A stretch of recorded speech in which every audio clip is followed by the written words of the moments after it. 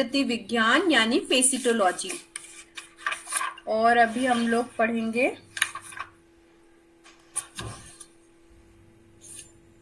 Page number 5 पे and किया था।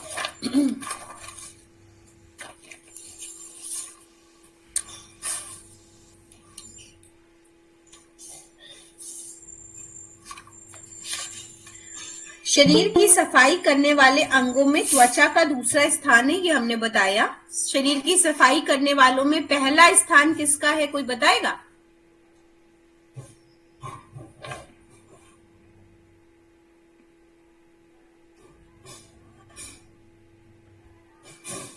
अरे सब सोए हुए हैं, बताइए जल्दी से, पहला स्थान किसका है शरीर की सफाई करने वालों में? दूसरा स्थान यदि त्वचा का है तो पहला स्थान किसका है?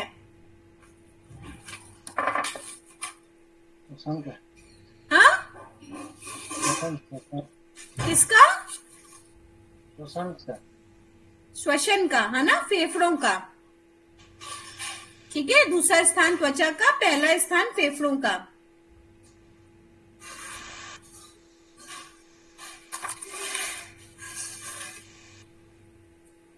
हमारी त्वचा से सदैव पसीना निकलता रहता है, चाहे गर्मी हो चाहे ठंड।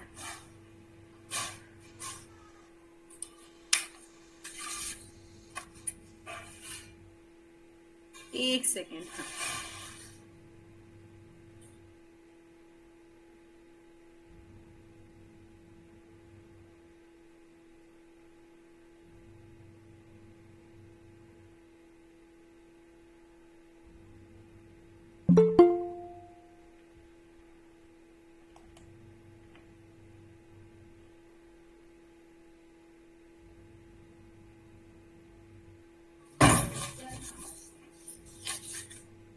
शरीर की सफाई करने वाले अंगों में त्वचा का दूसरा स्थान है।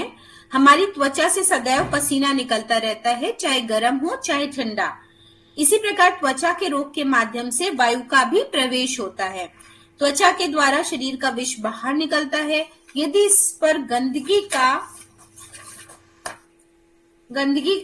गंदगी बढ़ जाती है तो रोमकूप साफ नहीं रहते, तो त्वचा के कार्य में बाधा उत्पन्न होती है। आजकल जो भी वस्त्र धारण किए जाते हैं वह त्वचा के अनुकूल ना होने से उसके कार्य में बाधा पहुंचती है।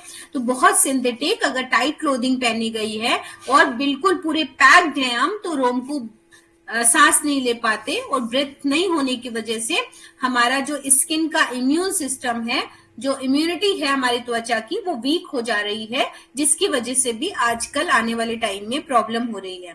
पर ऐसा नहीं लगेगा कि इस वजह से प्रॉब्लम हो रही है, पर लगातार एसी में रहने से और लगातार स्वस्थ वायु के संपर्क में ना आने से, पूरे बंद कपड़े पहनने से हमारी त्वचा श्वास नहीं ले पाती है, जिसकी वजह से एक एक्सक्रीटरी ऑर्गन आपने बंद कर रखा है, इतना बड़ा जो पूरे शरीर में फैला हुआ है। उसकी वजह से क्या होगा, और जो कमजोर अंग है वो वहां पे गंदगी स्टोर होगी। पर आप ऐसा बोलोगे कि नहीं, हमको त्वचा की प्रॉब्लम नहीं है, हमको ये प्रॉब्लम है। पर आई वो प्रॉब्लम कहां से? क्योंकि त्वचा अपना काम, जो उसका काम था, वो नहीं कर रही थी। बात समझ में आ रही है? तो त्वचा की बीमारी नहीं है, फिर भी त्वचा की बीमारी है। फिर भी आपने जो सिंथेटिक पूरे कपड़े पहन रखे हैं उससे त्वचा काम नहीं कर पा रही है, जिसकी वजह से और ऑर्गन पे प्रेशर पड़ रहा है, जिसकी वजह से किडनी पे प्रेशर पड़ रहा है। क्या आपको पता है कि अगर त्वचा काम ना करे तो उसका काम किडनी पर लोड पड़ रहा है फिल्टर करने का, तो किडनी सारा उत्सर्जी तंत्र का काम कर रही है, जो कि आधा काम त्वचा का था। तो अब किडनी पर लोड ज्यादा है तो किडनी की बीमारी होगी। अब किडनी की बीमारी में अगर व्यक्ति को कहा जाए नहीं त्वचा का ख्याल रखो, तो अगर वो नेचुरोपैथ नहीं है या इस एंगल से, प्राकृतिक एंगल से नहीं से सोचता है, तो उसको क्या लगेगा कि अरे ये त्वचा का ट्रीटमेंट बेकार में कर रहे हैं, हमको तो किडनी का प्रॉब्लम है। समझ रहे हैं? तो इस एंगल, इस दृष्टिकोण को देखने के लिए आप नेचुरोपैथी पढ़ रहे हैं। वृक्क या गुर्दे का आई गया, ठीक है। वृक्क या गुर्दे का कार्य शरीर में जल संतुलन की क्रिया को नियंत्रित करना है, साथ ही साथ दूषित पदार्थों का अधिक भाग का शरीर से बाहर निकालना है। प्रति मिनट लगभग 1 लीटर रक्त वृक्क से गुजरता है, मतलब किडनी से गुजरता है, और इसका लगभग 10% फिल्टर होता है। इस फिल्टर किए गए प्लाज्मा में लवण, ग्लूकोज व अन्य सूक्ष्म तत्व विद्यमान होते हैं। जिन तत्वों की शरीर की आवश्यकता होती है वे अवशोषित हो जाते हैं तथा अवशेष मूत्र के साथ बाहर निकल जाते हैं। यदि ऐसे तत्वों को भोजन के रूप में ग्रहण किया जाए, जिनसे यूरिया सामान्यतः 20 से 40 मिलीलीटर है, का पर्याप्त मात्रा में विसर्जन होने से ये स्तर बढ़ जाता है। उससे नाना प्रकार के रोग हो जाते हैं। ठीक है, तो फिल्ट्रेशन का काम हमारी किडनी का है, जिसमें से अगर एब्जॉर्प्शन अच्छा है तो ही अवशोषित होंगे, अदरवाइज अगर किडनी अच्छा काम नहीं करेगी तो बहुत सारे हमारे न्यूट्रिएंट बाहर निकल जाते हैं। पाचन तंत्र का अंतिम भाग में बड़ी आंत और मलाशय है। ठीक है, पहले नंबर पे क्या था? पहले नंबर पे एक्सक्रीट, जो त्वचा का गंदगी निकालते हैं, वो पहले नंबर पे क्या है बताइए?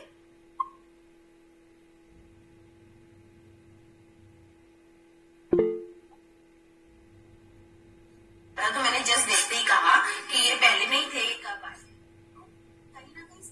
अरे सब सो रहे हैं क्या? हम पढ़ाएंगे नहीं आगे? बताइए। जी मैम, पहले नंबर पे फेफड़ा आता है मैम। दूसरे नंबर पे स्किन। त्वचा। तीसरे नंबर पे किडनी। चौथे नंबर पे मलाशय। हाँ, आते। ठीक है, सभी लोग एक्टिवली पार्टिसिपेशन करें भाई, ऐसे ना करो आप लोग, है ना? सभी पढ़ रहे हो, थोड़ी कलम चलाओ, क्योंकि कलम आपका दिमाग है। कलम दिमाग है, एक बार कलम चलेगा तो दिमाग पे छप जाएगा।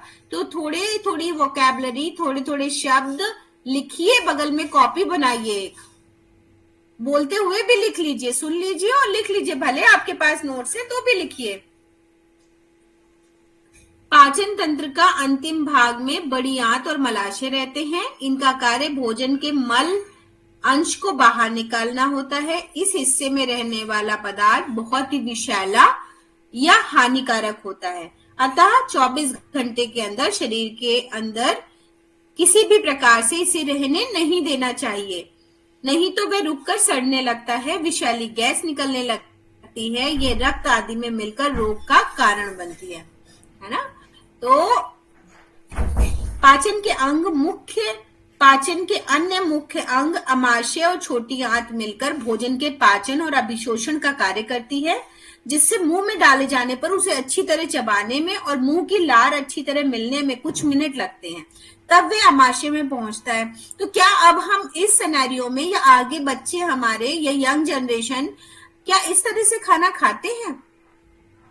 क्या जो लार सलाइवा का काम है, उस जो भी खाया है उसको आधा पचा देना, क्या हम ऐसा करते हैं? नहीं करते।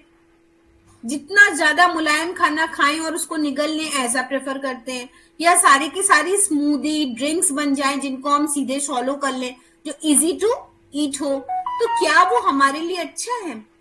दांतों की प्रॉब्लम, मसूड़ों की प्रॉब्लम इसलिए आ रही है क्योंकि जो फूड हम फल खाते थे उससे मसूड़ों की मालिश होती थी, विटामिन सी मिलता था, हम सीधे सीधे उनको स्मूदी बना के खा ले रहे हैं, सब पीस पास के खा ले रहे हैं, डेकोरेटिव डिशेस बना रहे हैं कि भाई इसमें तो ऊपर पिज्जा में पड़े हुए टॉपिंग्स, यही एक्सक्यूज देते हैं ना एक्सक्यूज बच्चे कि भाई वो मोमोज में है सारा का सारा, पर मोमोज कितनी देर मुंह में रुकता है? मैदे की कोटिंग के साथ आपने ऐसे डिप किया, वो भी गलत चीजों के साथ, और उसको घुला के मुंह में उतार लिया। तो जब फूड को आप चबाएंगे, मुंह में लार में मिलाएंगे, तभी वो फूड आपके लिए एब्जॉर्प्टिव है, तभी वो एब्जॉर्ब होगा, अदरवाइज आंतों को ज्यादा काम करना पड़ेगा, और अगर आंतें ज्यादा काम नहीं कर पाएंगी तो आपका न्यूट्रिएंट्स जो आपकी बॉडी में एब्जॉर्ब होना चाहिए एब्जॉर्ब नहीं होगा, और वो वेस्ट प्रोडक्ट के रूप में बाहर निकल जाएगा, और उस पर अनायास प्रेशर पड़ेगा आपके पेट पर। तो पहली बात तो मुंह में खाने को चलाना चाहिए। तो अब अगर आपको ऐसा समझो कि अगर आप कोई बहुत क्रीमी सी चीज खा रहे हो और आपको को मुंह में घुलाओ, ऐसा हो सकता है? पॉसिबल है क्या कि खिचड़ी बिल्कुल पतली है और हम कहें आप मुंह में घुलाओ 20 बार? नहीं हो सकता, है ना? मुलायम बढ़िया रोटी सिकी हो और उसमें घी लगा हो और दाल में आपने डिप की और हम कहें उसको मुंह में चलाइए 20 बार, नहीं पॉसिबल है। पर अगर आप रागी, मोटा अनाज, मक्का, चना, ऐसी रोटी थोड़ी मोटी घी लगी हुई सब्जी के साथ खाते हैं, आप अंदर नहीं डाल पाओगे 10 से 12 बार चलाने के पहले। ठीक है, तो भोजन एक्चुअली ये था, आप गुड़ रोटी खाओ और ठीक हो जाओगे, कहाँ चक्कर में पड़े हो, सूप पी लो सब्जियों को उबाल करके। ठीक है, लेकिन जब आप इस तरह की डिशेस बनाते हैं ना, दाल चावल सब्जी रोटी, ये इजी टू क्विक खा रहे हो, तो अगर अपच्य हो रहा है, मतलब अगर दाल दही बड़े के साथ खाई जा रही है तो वो अपच्य है, मतलब आपकी बॉडी उसको डाइजेस्ट नहीं कर रही है, खाने की मिक्सिंग कॉम्बिनेशन ऑफ फूड नहीं पता, और कॉम्बिनेशन ऑफ फूड हमारे आज के सिनेरियो में फिट नहीं बैठ रहा। तो ये सारी चीजें आपको समझनी पड़ेंगी। पाचन के अंग मुख्य अमाशय और छोटी आंत मिलकर भोजन के पाचन और अभिशोषण का कार्य करती है। भोजन मुंह में डाले जाने पर उसे अच्छी तरह चबाने और मुंह की लार अच्छी तरह मिलने देने में कुछ मिनट लगते हैं, तब वे अमाशय में पहुंचता है, जहां इसके पाचन में 3-4 घंटे लगते हैं। फिर वह धीरे धीरे छोटी आंत में पहुंचता है और यहाँ भी इसके पचने की क्रिया चलती है। छोटी आंत में भोजन तरल अवस्था में रहता है और यहाँ पचते हुए भाग का अभिशोषण छोटी आंत धीरे धीरे करती है। अभिशोषण हो लेने पर भोजन का बचा हुआ भाग, जो अभी भी तरल अवस्था में रहता है, बड़ी आंत में लगभग 12-14 घंटे में पहुंचता है।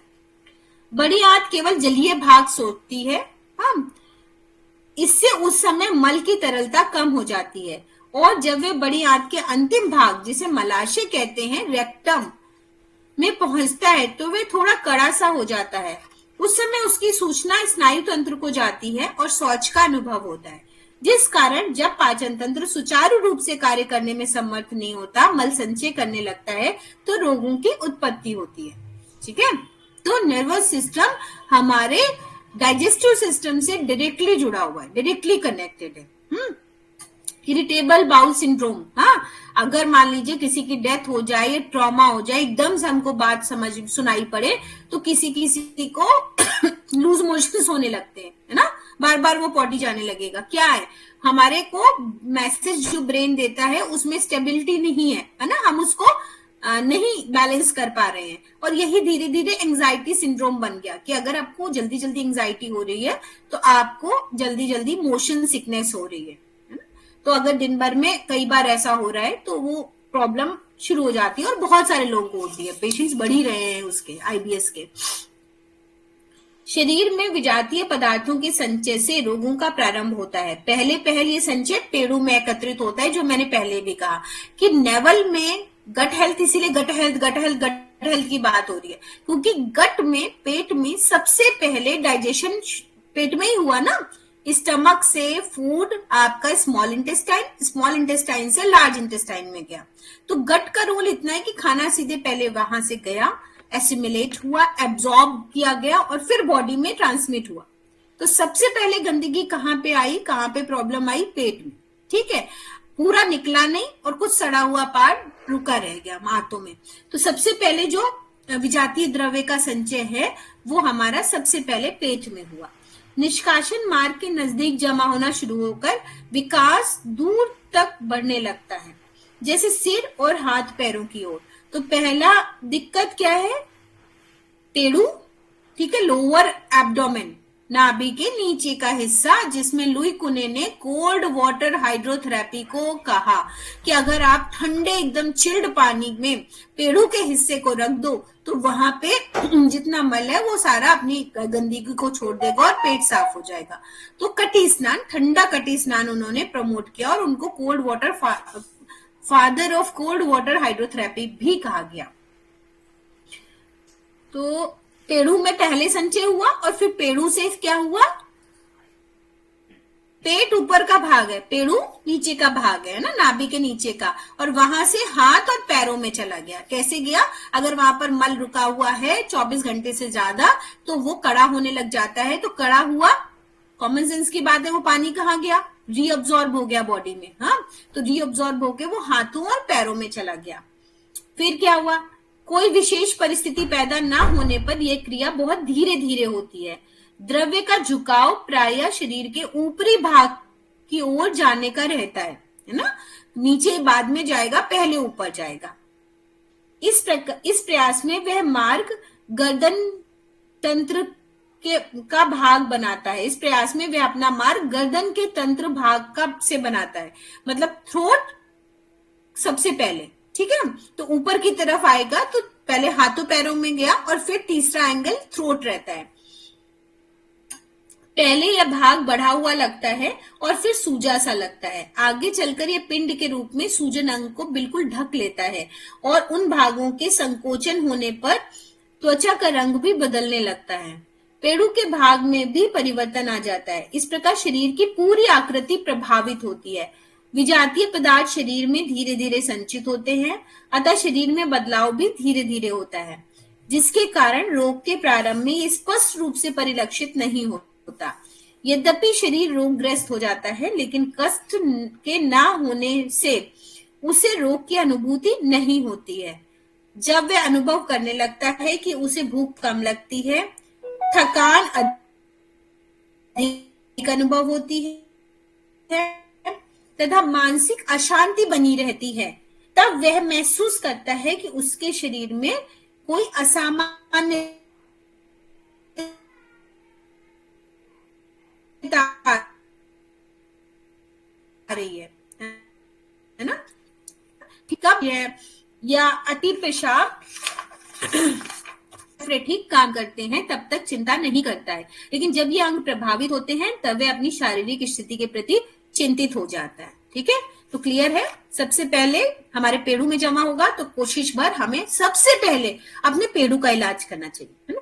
तो शरीर में कहीं भी सिम्टम दिख रहा है, मान लीजिए मोशन हो रहा है लेकिन फिर भी हमको दिख रहा है कुछ कुछ, हाँ, तो हम सबसे पहले अपने पेड़ू पे मिट्टी की पट्टी, ठंडी पट्टी, गरम सेक, मौसम के अनुसार टब में बैठना, ये सबसे पहला काम होगा मरीज का, है ना। तो हमारे पास भी प्राकृतिक चिकित्सा में कोई आता है तो हम पेड़ू पर या पेट पर जो 4 अंगुल नीचे भी रहती है मिट्टी की पट्टी, गरम ठंडी सिकाई, एनीमा, तो सबसे पहले हमने क्या किया, गट क्लीनिंग करी, है ना। उसके साथ फिर उसके त्वचा को खोलने के लिए स्टीम बाथ दिया। अब उसके साथ देखा कि और क्या चिकित्सा की जाए जिससे वह पूरी तरह स्वस्थ होने लग जाए। ठीक है। शरीर में गैसों का बनना 4 कारणों से होता है। तापक्रम में परिवर्तन, ठीक, तो बहुत बार ऐसा होता है कि हम गर्मी से ठंड में गए और हमको गैस बनने लग गई। क्यों? क्योंकि इनडायरेक्टली खाने को भी तो हजम करने के लिए टेम्परेचर चाहिए था, उसमें भी वेरिएशन हुआ। तो तापक्रम में जो परिवर्तन है वो बाहर ही नहीं हुआ, अंदर भी हुआ। इसलिए तापक्रम में जब परिवर्तन हुआ तो हमारा डाइजेशन प्रभावित हुआ, हमारा पाचन तंत्र प्रभावित हुआ। ठीक है, सबने महसूस किया है क्या इसको, कि जब हम हिल स्टेशन पे जाते हैं और जब हम इस जगह पे रहते हैं उसके पाचन में जमीन आसमान का अंतर होता है। इसीलिए जो हिल स्टेशन पे रह रहे हैं और अगर वो यहाँ आ जाए तो दिक्कत होगी। मैं 2002 में मैंने केरला आयुर्वेदिक क्लिनिक में काम किया, जहां पर आयुर्वेदाचार्य थे, केरलाई टेक्नीशियन थे और मेरा अपना नेचुरोपैथी का डिपार्टमेंट था। जो केरलाई टेक्नीशियन थे वो सरवाइव ही नहीं कर पाए, यहाँ पर सरवाइव ही नहीं कर पाए, क्योंकि ये टेम्परेचर उनको सूट नहीं कर रहा है और ना उनको यहाँ का खाना सूट कर रहा था। आए दिन वोमिटिंग फीवर, तो उनको हमें वापस ही भेजना पड़ा। ठीक है, तो टेम्परेचर डिफरेंस ऐसे दिक्कत करता है कि सब कुछ उनको वही, कभी कभी तो वही खिला रहे जैसा वो वहां खाते हैं, वहां से मंगा के खिला रहे, बट स्टिल वो सरवाइव नहीं कर पाए। क्या था? क्लाइमेट का डिफरेंस था, सीधा सीधा, है ना। वहां का क्लाइमेट और यहाँ के क्लाइमेट में बहुत अंतर है। तो तापमान का परिवर्तन आपके शरीर में गैसों के बनने का कारण हो सकता है। मन की दशा में परिवर्तन, है ना। अभी आपको बताइए कि सिंपल आईबीएस बन जाता है धीरे धीरे, पर शुरू में क्या होता है कि अगर आपको अभी ठीक है, भूख लग रही है कड़क, और अभी घर में डेथ हो जाए मान लीजिए किसी खास की, भूख का नामो निशान नहीं रहेगा, लगेगी नहीं। 24 घंटे तक घर में ऐसी सिचुएशन हो जाती है कि आपको लगेगा ही नहीं आपको कुछ खाना चाहिए। है ना, एकदम इच्छा नहीं करेगी। तो मन की दशा में परिवर्तन होने से आपको भूख नहीं लगती, या दोनों कंडीशन है, जॉयनेस हो जाए, बहुत खुश हैं आप देखिए भूख नहीं लगेगी। सेलिब्रेशन अलग चीज है क्योंकि उसको उससे जोड़ा गया है। अभी बहुत अच्छी कोई खुशी मिल जाए, आप उसी में समय मन लगा रहेगा। मैं खुद अपने साथ कभी कभी करती हूँ कि मुझे पढ़ाना पसंद है, तो मैं देखती हूँ कि अरे मतलब मुझे ख्याल ही नहीं है अपना। सुबह सेशन लिया, दोपहर में कहीं ज्ञान बांट रहे थे, फिर क्लास की, अभी 4 से 5 क्लास की, 7 से 8 क्लास की, और क्लिनिक सुबह किया, तो पूरे दिन बोलने वाला ही काम कर रही हूँ। सुबह से 3 से 4 पेशेंट आ गए। तो कभी कभी ऐसे होता है कि अरे अभी तो हमें बड़ी थकान लग रही थी, भूख भी लग रही थी, सब गायब है, कुछ पता नहीं, है ना। तो मन अगर कहीं और एंगेज है और किसी ऐसी जगह एंगेज है जहां आपका मन लग रहा है, तो आप सब ठीक हो जाता है, बॉडी अपने आप सेट कर लेती है ना। इसीलिए कहते हैं खुश रहना जरूरी है, खुश जिसमें खुशी मिले वो काम करना जरूरी है। तीसरा है मानसिक दबाव, मानसिक तनाव। तो मानसिक तनाव से भी गैस बनती है, इसीलिए नेचुरोपैथी में तो खासकर कहा गया चिंता चिता समान है। अगर आपकी चिंता इतनी ज्यादा है, एंजाइटी, मानसिक दबाव इतना ज्यादा है, तो आपका पेट स्वस्थ नहीं रह सकता। अगर आपको कोई चीज परेशान कर रही है और बार बार परेशान कर रही है, आप उदास रह रहे हैं, तो भी आपका पाचन तंत्र प्रभावित होगा, तो भी शरीर में गैस बनेगी।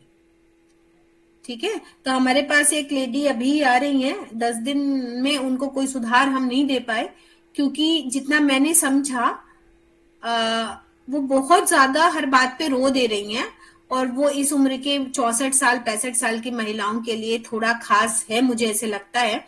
रिपोर्ट्स अभी अगेन फिर कराई है, सब नॉर्मल है। तो मुझे ऐसे लगता है कि उनको अपने मन पे काम करने की जरूरत है, और बहुत बार मन पे काम भी काम नहीं आता है ना, क्योंकि एक ही अकेला पति जिसके साथ रहना है, और अब 65 साल में कुछ नया काम शुरू नहीं कर सकते, और वो ही डोमिनेट कर रहा हो अगर कि मैं तो 75 साल का हूं, मुझे कोई दिक्कत नहीं है, मैं कहता हूं इनको कोई दिक्कत नहीं है, डॉक्टर के यहाँ चक्कर लगाने बंद करो, सी, है ना।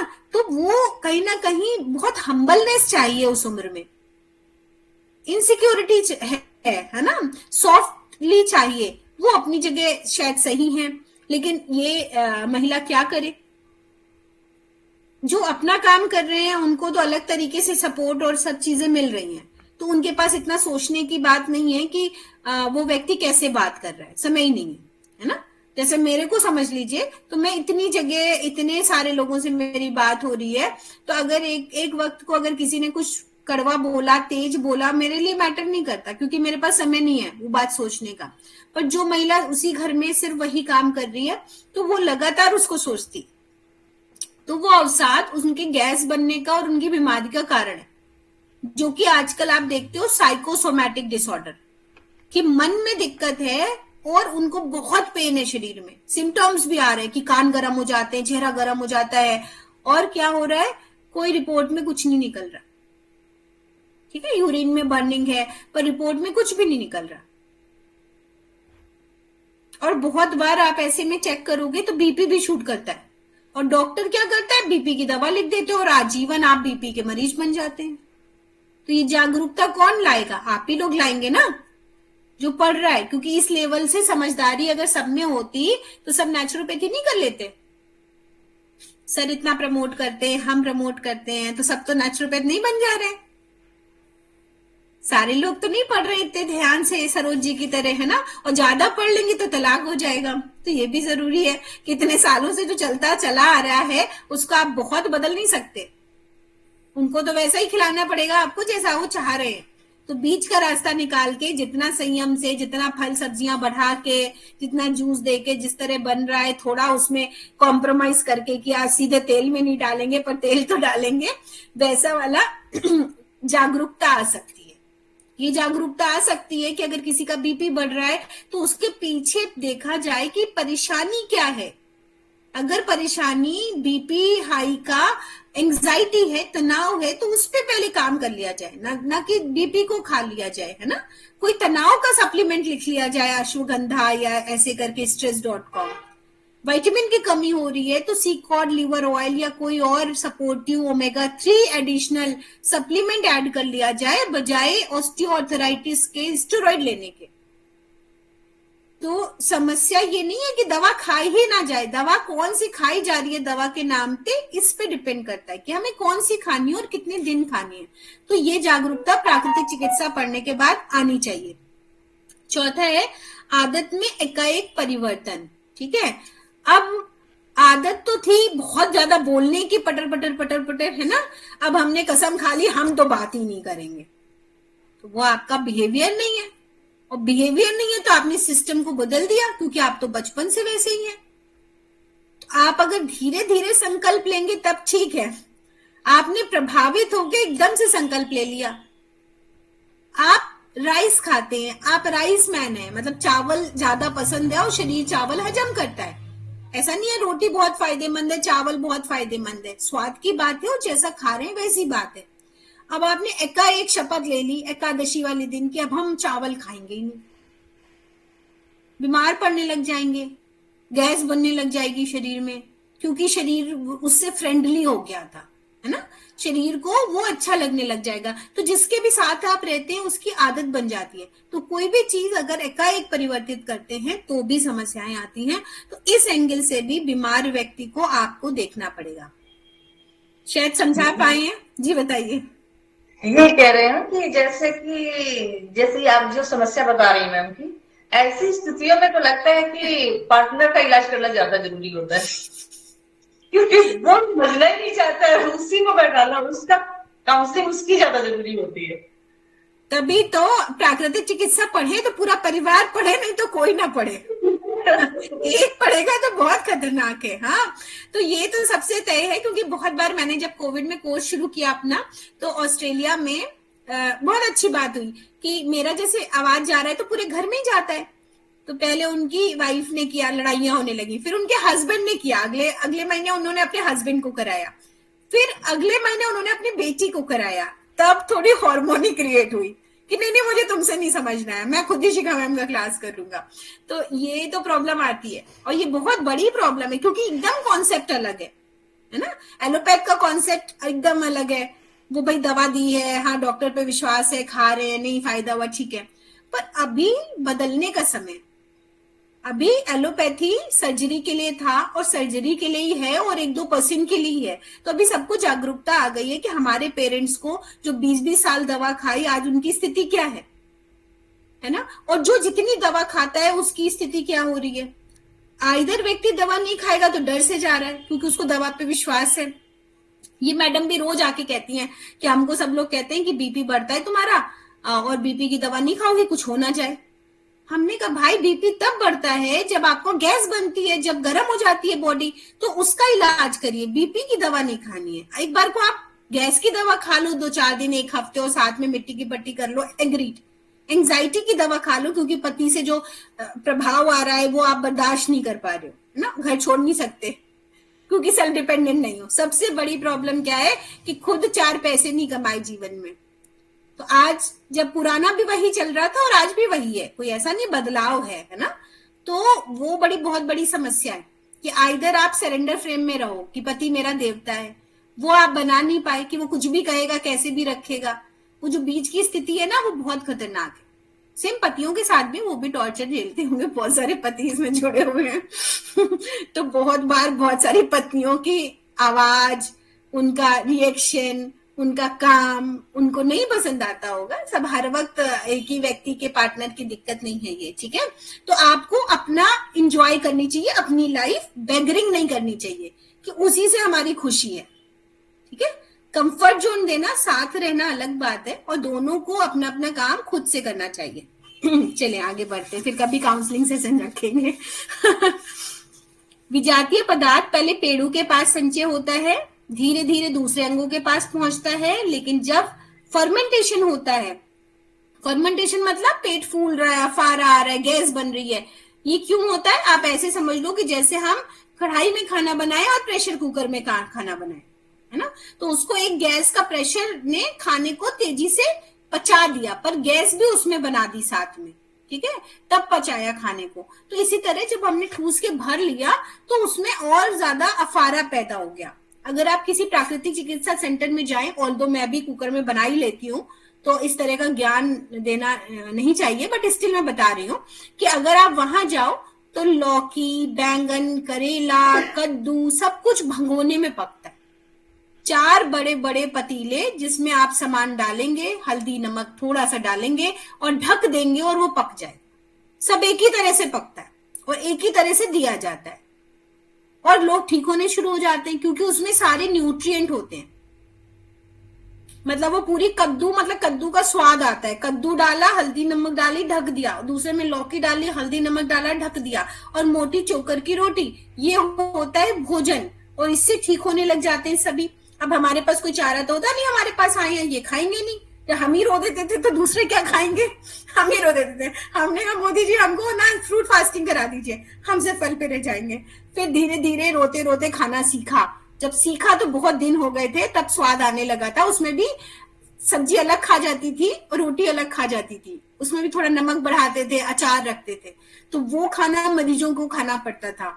और जैसे ही वो खाते थे सब अद्भुत तरीके से ठीक होते थे। तो अब बीच का रास्ता ये है कि भाई खाओ पियो फिर चले जाओ 7 दिन या हमारे यहाँ जाओ। तो हमारे यहाँ जब लोग नहीं मानते हैं, अभी एक लड़की, अभी मैंने आज ही स्टोरी लगाई है, आज ही का वीडियो है, तो वो लड़की, उसने कहा कि मैं लगातार 25 दिन जंक खाती रही, जंक फूड, सुबह दोपहर शाम, है ना। तो फिर उसको पेट में बर्निंग, चेस्ट में बर्निंग, पॉटी की जगह बर्निंग और चेहरे पे खूब सारे स्कार्स। उस दिन एलोपैथी आती की होगी, एलोपैथी कहाँ मैनेज करती है, हमारे पास आई। तो हमने देखते का मैंने चेहरे पे क्या हुआ, तुम तो बहुत प्यारी सी क्लीन था एकदम फेस।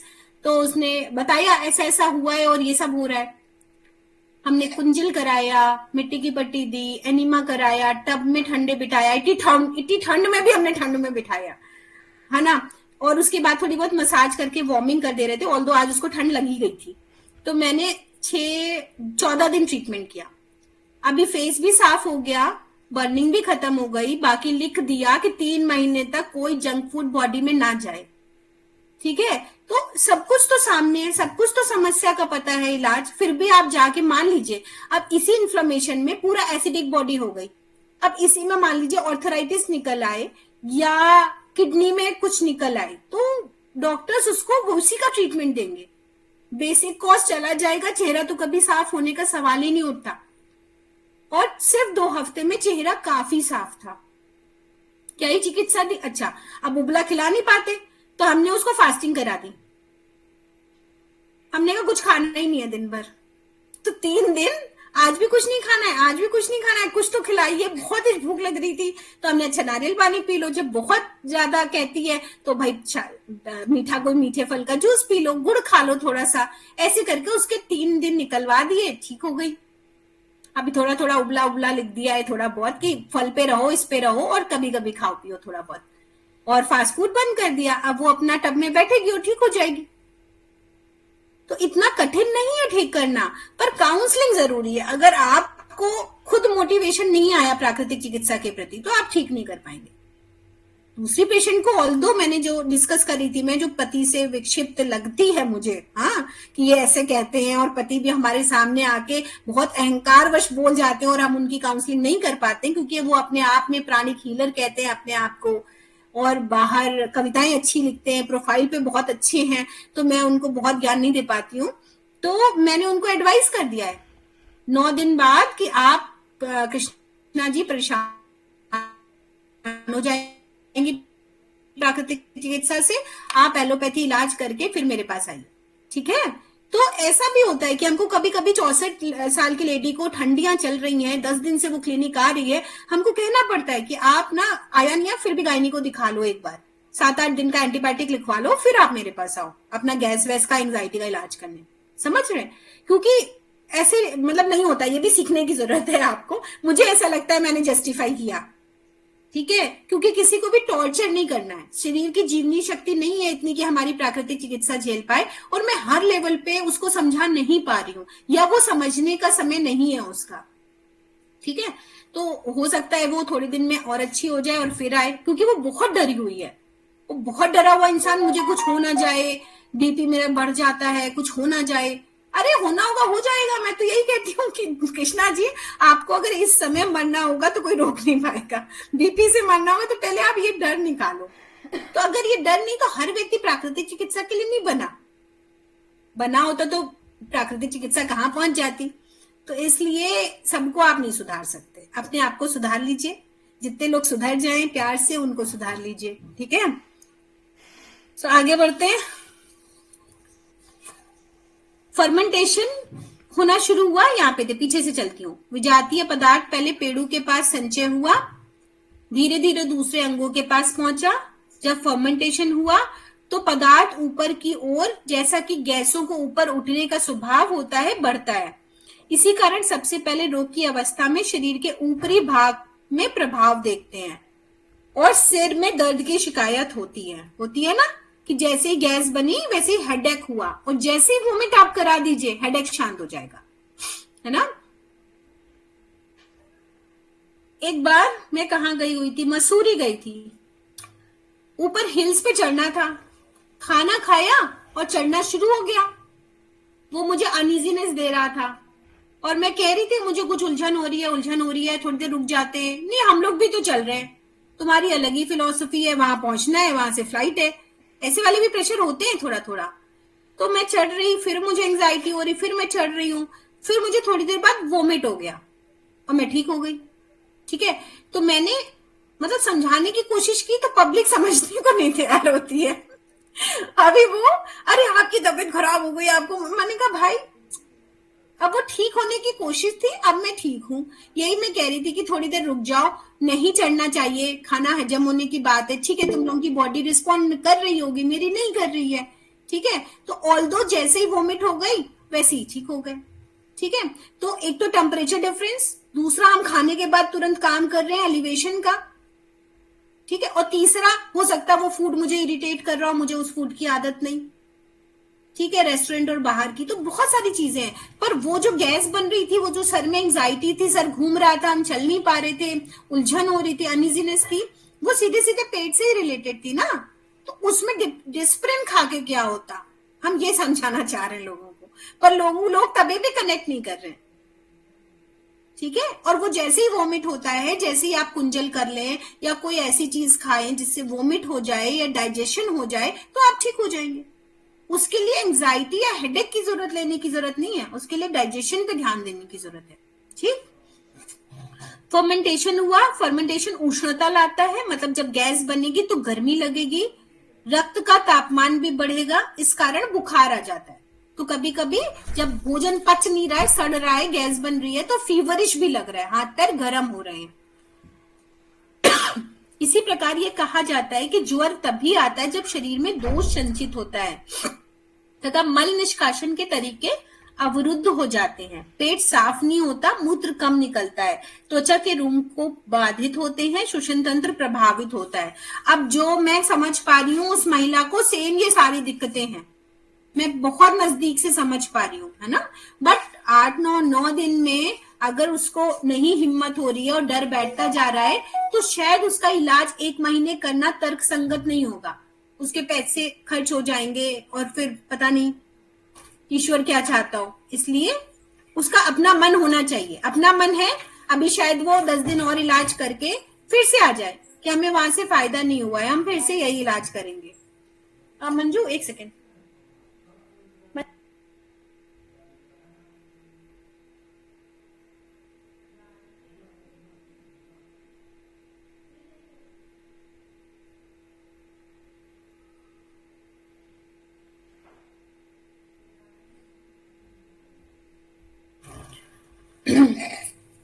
तो इससे ना देखो श्वसन तंत्र भी प्रभावित हो रहा है, मूत्र भी उसको कम होता है, यूरिनेशन कम होता है, पेट साफ होता नहीं है, हरी हरी पोटी शॉटी होती है। भले ही पूरा रिपोर्ट ठीक है, एलएफटी ठीक है, हीमोग्लोबिन ठीक है, यूरिन कल्चर ठीक है, ठीक है, पूरी रिपोर्ट ठीक है, पर फिर भी अगर गैस एसिडिटी है, सिस्टम में विजातीय द्रव्य जमा है, तो वो इस तरीके से फैला हुआ है, जरूरी नहीं रिपोर्ट में आए।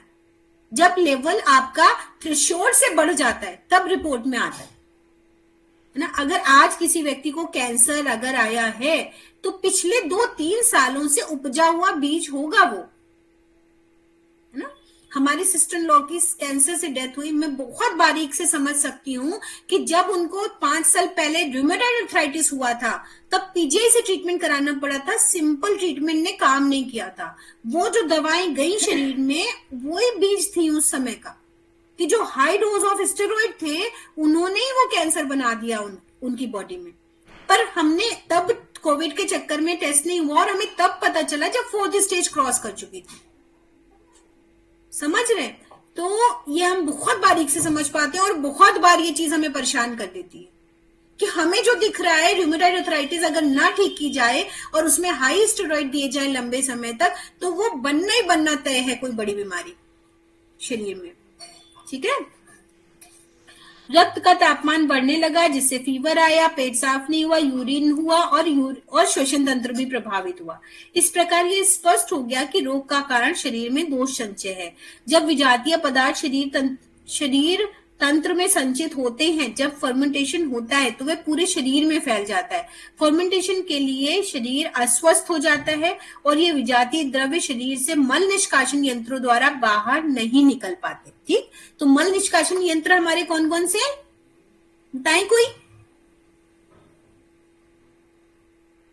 मल निष्कासन यंत्र लाइन आई है ना, फर्मेंटेशन से शरीर अस्वस्थ हो गया पर पूरा जो भी टॉक्सिक मैटर था वो हमारे मल निष्काशक यंत्रों द्वारा नहीं निकल पाता।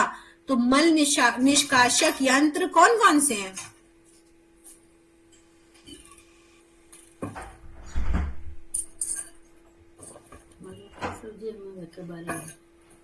बारी बारी सब्जी।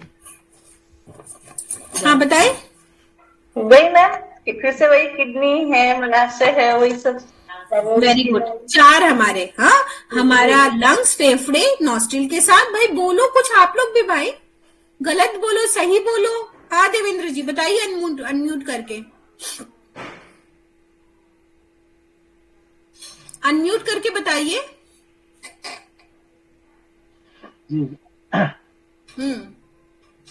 त्वचा, किडनी और मलाशय। इतनी सी बात बताने में क्या दिक्कत है ना? अगर देखिए इंटरेक्टिव नहीं रहेंगे तो कैसे रहेगा?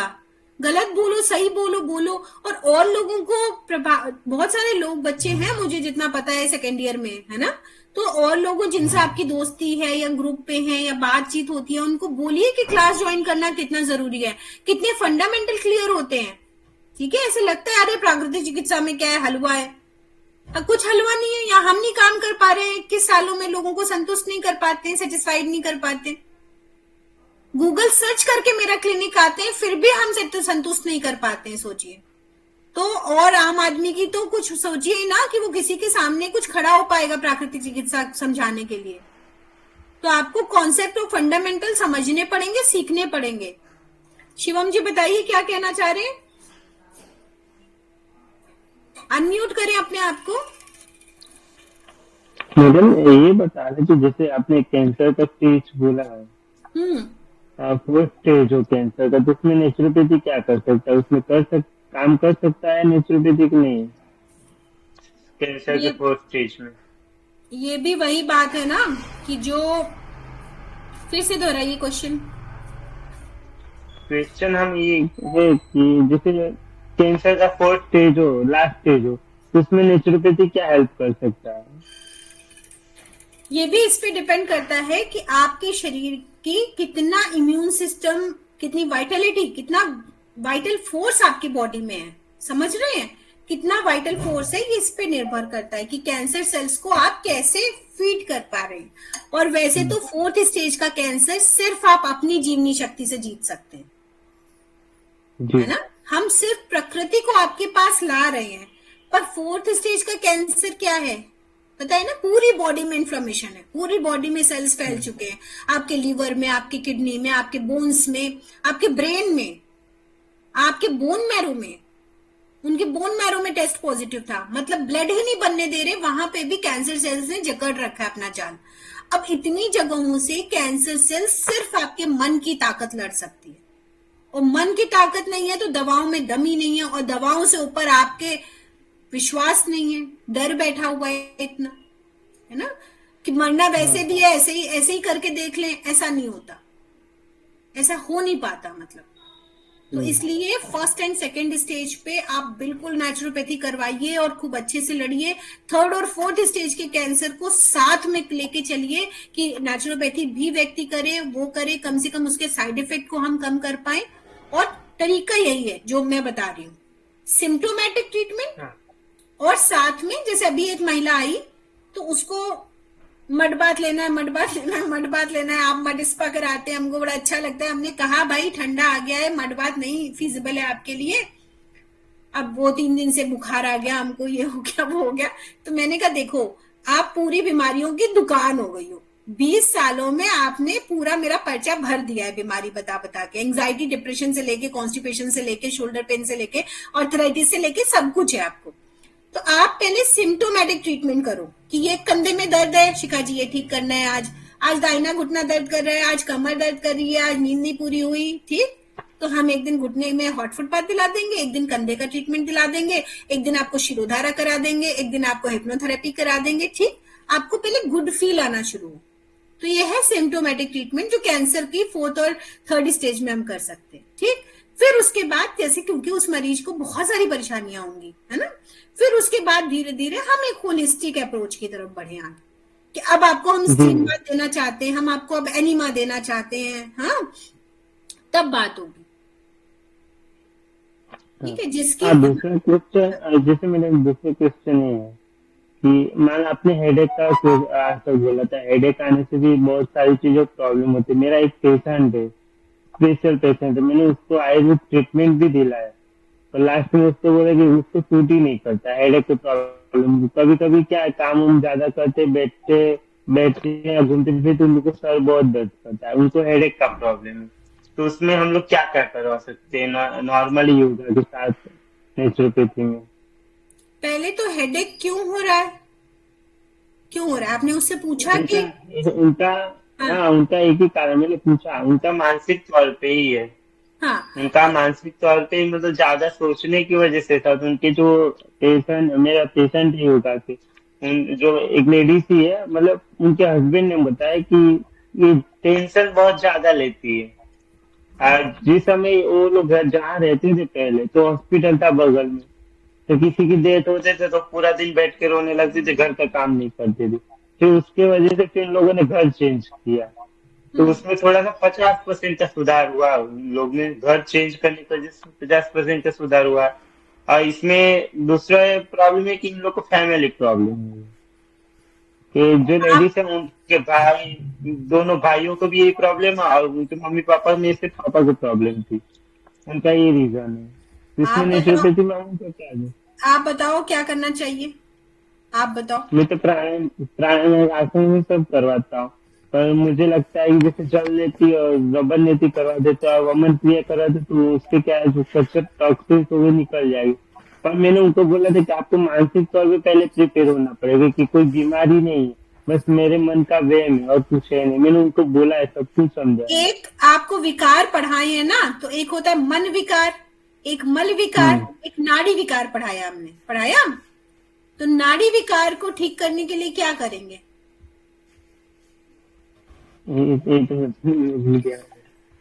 तो नाड़ी विकार मतलब नर्वस सिस्टम। तो नर्वस सिस्टम को ठीक करने के लिए हम उसकी स्पाइन पे ट्रीटमेंट करेंगे, है ना। तो स्पाइन पे अगर हम ब्लड फ्लो को अच्छा करें तो उसको अच्छा लगना चाहिए, आराम आना चाहिए। तो अगर आप उनको सजेस्ट करो कि किसी फीमेल से आप स्पाइन पे गर्म ठंडी सेक करा के मसाज कराएं, या सिंपल जब तक आप अभी और पढ़ेंगे तो आप उनको मसाज रिकमेंड करो, ठीक है। हाथों का एक्यूप्रेशर करके, पैरों का बढ़िया सा, हाँ, हफ्ते में 2 बार 3 बार वो किसी से मसाज कराएं, जिसमें रीढ़ की हड्डी या पीठ की मसाज अच्छे तरीके से की जाए। दूसरा, हॉट फुट बात अगर आपने पढ़ा हो, गर्म पानी में पैर डालने का तरीका, ठीक। और तीसरा योग निद्रा, 3 आप उसके ऐड कराओ, ठीक है। सकारात्मक सुझाव लिख के दीजिए हर वक्त कि मैं शांत हूँ, खुश हूँ, ऊर्जा से भरी हूँ, हर 2 मिनट पे पढ़ना है। एक नया श्लोक बना दीजिए उसके लिए, और धीरे से वो क्या पुड़िया बना करके जैसे बाबा जी देते हैं कि आपको किसी को दिखाना नहीं है, ठीक है। आपको ये पढ़ना है, हर 2 घंटे पे देखिएगा आप ठीक हो जाएंगे। तो थोड़ा सा कॉम्प्लिकेट कर दीजिए, ठीक हो जाएगा इंसान। हाँ।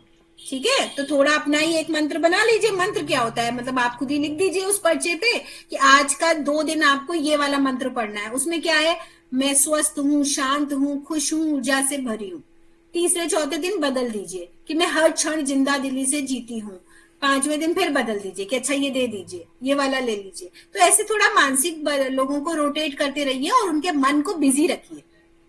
मन का काम है सोचना, पर आपका काम है कैसा सोचना है।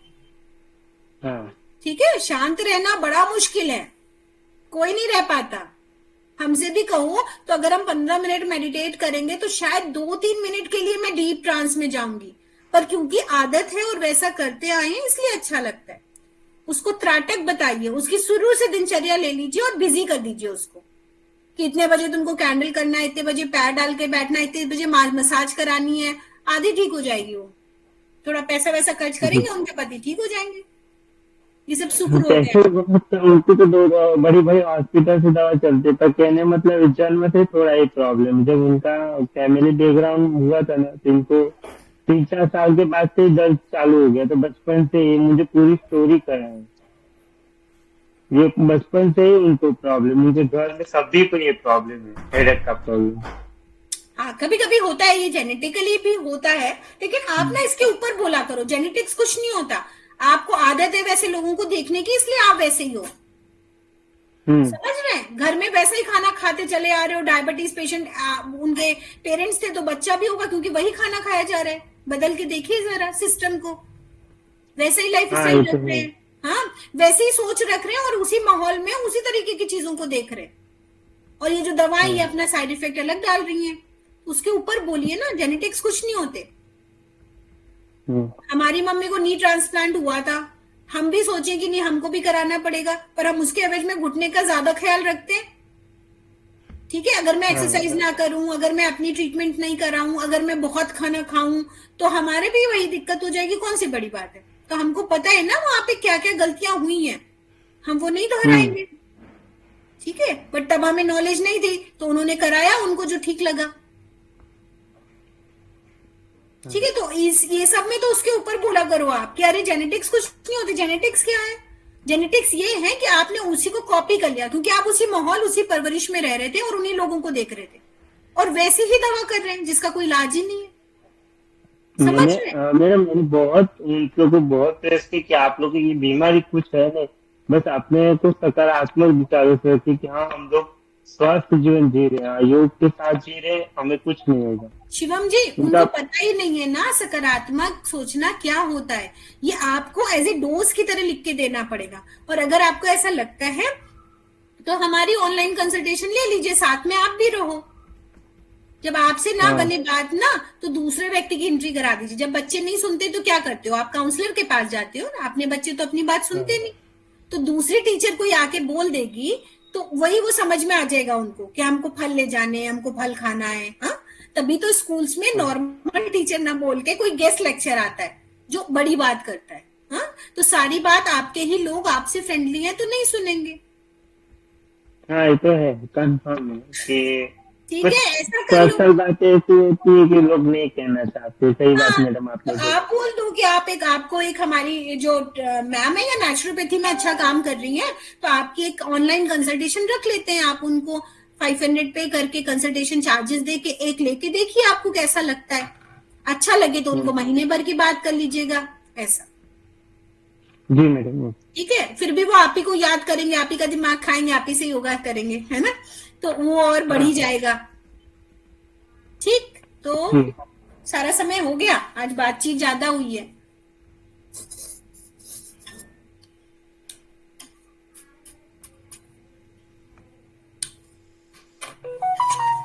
ठीक है, तो नेक्स्ट क्लास में आगे बढ़ते हैं और लोगों को मोटिवेट कीजिए कि क्लास में जुड़े और उससे उनको फायदा होगा।